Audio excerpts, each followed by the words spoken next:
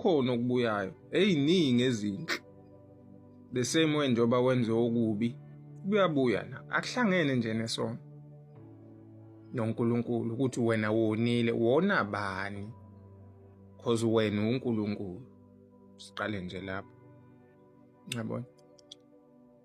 So engathi bafethu ningazama ukuyikhulula nikhiphe le idea yokuba izoni, ukuthi nihambe nitshela ukuthi niyizoni. These are sides of reality esingeke siwabalekele. Siyawadinga lama sides for balance purposes, for life to be balanced.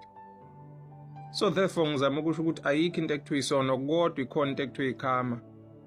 Ukubuya kwezenzo, ukulindele lokho angikufihlile.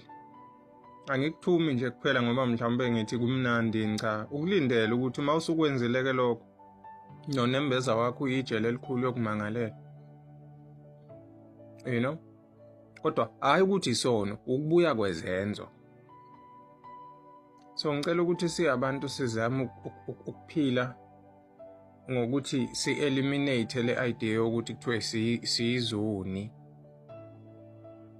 Awusisi isoni, uNkulunkulu having a human experience. So makuthiwa wonile, wona bani?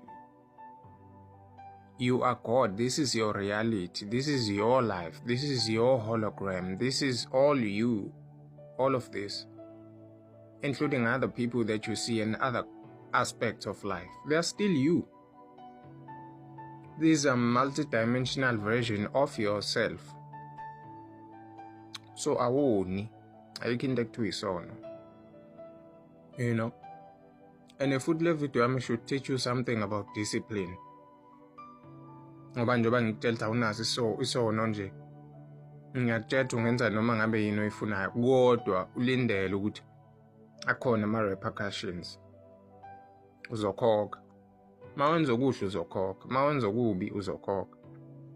Ngifuna mina ukhiphe le idea yesono. Hayi sengonile phambi kobuso kaNkulunkulu. Yini uNkulunkulu? No, keep a low idea. Live your life. If you want to do something, do it, but be conscious ukuthi izobuya lonto leyo. Noma ufuna ukwenza into embi, yenze, but be aware ukuthi izobuya. Hayi ukuthi ibuya nje ngoba uwonile, uyisoni.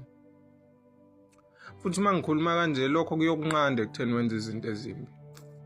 Ngoba usuzokwazi ukuthi isenzo nesenzo esibi ozosenza sizobuya sikushaya. Yabona? So ngithi nje nina ensonto kakhulu eniyamakholwa ake ngithi ukushare nani lokho ngoba kuyahleze kuthiwa